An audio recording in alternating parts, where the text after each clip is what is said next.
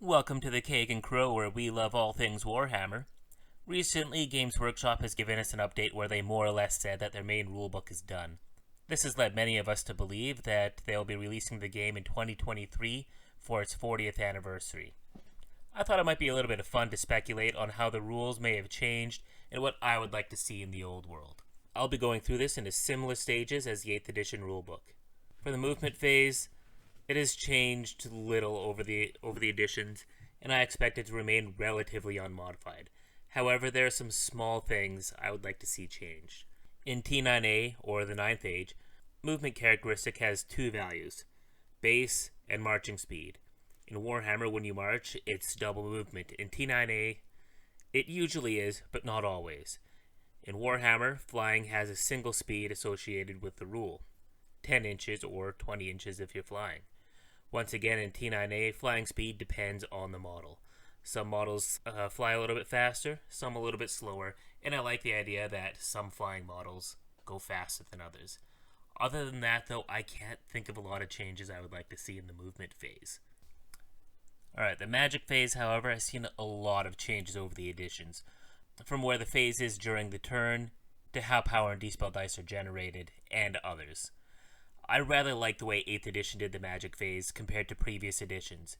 Now, before you start writing in the comments about how stupid I am for thinking this, allow me to explain. Previous editions would often give you power or dispel dice depending on how many wizards you brought and their level. They would not gain a casting bonus based on their level, only additional dice. In 8th edition, you got 2d6 power dice, with the higher d6 being your opponent's dispel. Your bonus to casting and dispelling would be equal to your level. The reason I prefer this is I like the random aspect of how much dispel and power dice are generated, and it makes it a lot more fair. And some people, like especially with vampires, they would just bring a very magic heavy army, and they would get more dispel dice than you would get power dice, meaning your power phase is relatively pointless. I think this is a lot more fair, and I also really like the idea of you adding your wizard level to the casting value or dispelling value. It makes sense to me that a more powerful wizard would have an easier time casting or dispelling when there's weaker opponents on the field. Another small thing I liked was the lore attributes.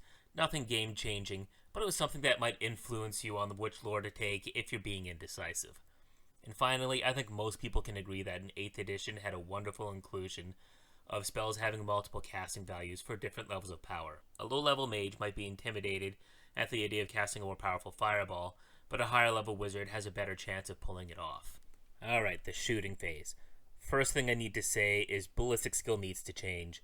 The way 40k and Necromunda handle ballistic skill is a great change in my eyes. Faster and easier to know what you need to roll to hit, especially easier for new players to pick up. I also feel that weapon ranges need to change. Instead of having a long range and a short range just being half of it, I prefer the idea of how Necromunda and 40k deal with it, with short range being, maybe more or less than half. It might be a little bit more to remember, but I feel like it adds a lot to the game, especially when you make the decisions on what to bring to your army.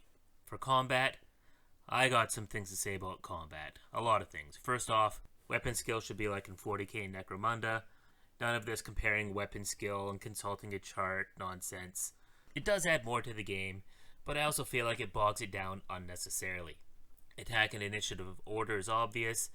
In previous editions, if there was a tie, you'd roll off to see who attacks first. I hated that. Everyone attacking at the same time is better and more fair. Always strikes first special rule should only allow you to attack first and not allow you to reroll to hit. Far too powerful. I play Wood Elves, and I can tell you how much of a game changer this is, and it's extremely unfair to a lot of other armies. Always strikes last should remain unchanged. Previous editions would allow whoever charged first to attack first. This made cavalry a main player and would devastate infantry. Cavalry, I feel, should support infantry, not the other way around. Flanks and rear attacks need to be adjusted a little. I think that we need to bring unit strength back, so it's easier to disrupt infantry. With a flank in 8th edition, you need at least 2 ranks of 5, meaning heavy cavalry or even light cavalry. Like, 9 models just isn't enough. You need at least 10, otherwise the infantry remains steadfast.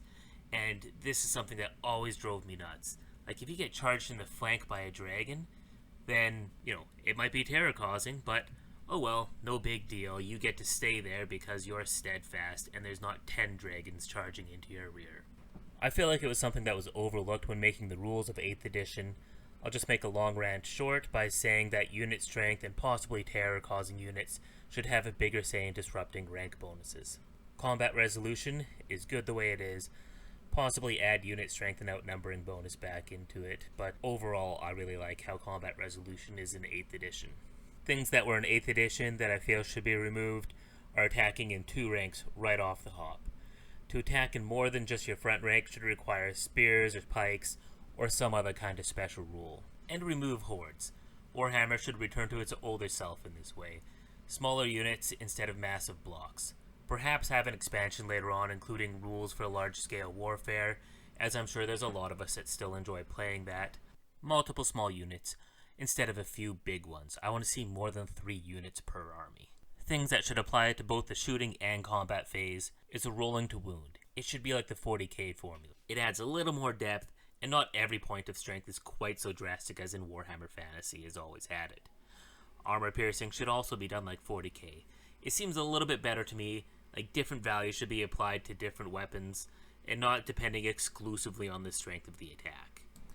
Now that we're out of the phases of the turn, I'll talk about other small changes I would like to see in the rules. Weapon profiles. Although these are fine the way they are, I prefer how they're displayed in 40k and Necromunda. A few special rules, but this may not be necessary, it's just something I would like to see. Magic items. I like that in 8th edition there's a large variety of common magic items for everyone to choose from, but there's some that are borderline useless and poorly priced, or just, extremely circumstantial. But I would like to see more faction-specific items like in 6th and 7th edition. There was always pages and pages of great weapons and lore-friendly items. In 8th edition, there was 8 to 10 items per faction. Some of them could only be used by, certain characters. And I thought that really sucked. Like, we need a larger variety than what they offered in 8th edition. For special characters, I really like having a large variety of special characters that they had provided in 8th edition. However, most of them were just so expensive compared to how good they were. It was rarely worth taking them unless if you wanted to do a thematic army of some kind. And now we'll do the general special rules. Always strikes first, I've already talked about. It's far too broken as it is. Armor piercing, as I believe I mentioned a minute ago, should have variants instead of just a flat rate of -1. Breath weapon I feel only needs to change if they get rid of templates. Overall, templates work pretty good in 8th edition, and I guess now is a pretty good time to talk about templates in Warhammer Fantasy. I like them, but they might choose to get rid of them. 9th Age has pretty good rules that they use instead of templates, but I don't have terribly strong feelings about it one way or the other. Flaming attacks and flammable I think only need minor adjustments. I like that flaming attacks cause fear against animals. That makes sense to me, but, ranged flaming attacks do nothing against animals. I feel that they should cause panic if there's any casualties, even if it doesn't meet the normal 25% of the unit. For flammable, I would only prefer it if you got to reroll failed rolls to wound, instead of 1 wound causing 2 wounds. The reason I think this would be an improvement is because most units in the game only have a single wound, and currently, none of them are flammable because there's no point. With rerolling failed rolls to wound, it could be very dangerous. Flying units I briefly mentioned earlier with their movement, but I also feel like they should stay airborne if they want to stay airborne unless charged. Flying units with range attacks should be able to stay up high and shoot over units. As a trade-off, everyone would have line of sight to them. Makes sense to me, they're flying. Something I would like to see for poisoned attacks is a variety of poisons. Maybe have a standard poison that remains how it is right now, but give unique poisons to some factions like lizardmen skinks, Skaven, Dark Elves. To me, it would make sense if they have other poisons that they can pick from, or something that's exclusive to their faction. Scaly skin, tough skin, and all other forms of natural armor saves, for simplicity's sake, should have one name. Natural armor or innate armor, something that can apply to scales, hide, thick skin, everything of the sort. In 8th edition, skirmishers took a really big hit. I'd like for them to return to their former glory of having 360-degree vision arc. I would also like the 360-degree vision arc to apply to shooting for fast cavalry. But for all other purposes, skirmishers should have facing. Terror, I feel, needs a small boost. I think terror-causing units should disrupt steadfast units. especially if it hits in the flank or the rear. Like a dragon charging into the flanks of Bretonnian men-at-arms, they're peasants. They should be fleeing in terror. But nope, they're steadfast because our ranks won't be disrupted by anything less than 10 people. Perhaps leadership tests should be taken with terror-causing units at a -1 or something. Terror, I feel, needs a small buff, but nothing quite so drastic as what it was in 6th edition. Volley fire is a rule that's always annoyed me a little. Instead of letting half of the rank fire, let the entire rank fire. Troop types, I feel, had minimal changes throughout the last few editions, and they're pretty good as is. The only change I'd like to see is a combined profile for units on mounts, or split profiles like chariots instead. Like in the end times, combined profiles for characters on monsters, I feel, was simplified and it made the whole thing a lot easier in a good way. If it must be more than one line for a unit, make it like the chariots, where only the relevant stats are showing. Why does a horse need wounds when it doesn't come into play ever? Terrain is something I have mixed feelings about. I like the amount of terrain recommended for 8th edition, but some of the terrain kind of has blah features. Buildings are fine the way they are, but I don't think that a war machine should be allowed to deploy in them. Forests should block line of sights. I don't mind that they no longer slow down movements, it makes the game a little faster, but I think that dangerous terrain checks should apply to all troop types. Some mysterious terrain is a little much. For the most part, I prefer subtle effects, if any, and why are 5/6 of the terrain in the old world magical? This is just too much. Is this Harry Potter where everything is drowning in magic? It doesn't need that much. Scenarios in general, I feel, are pretty good, but if there's anything I've learned from other Games Workshop games, it's that there's plenty of variety that they can use, and the scenarios, I'm sure, are going to be a lot better for the old world. Even some of the expansions for the 8th edition had really good scenarios, but other ones I'm sure were not play-tested. I do want them to change victory points. Currently, you need to earn twice as many victory points as your opponent to win.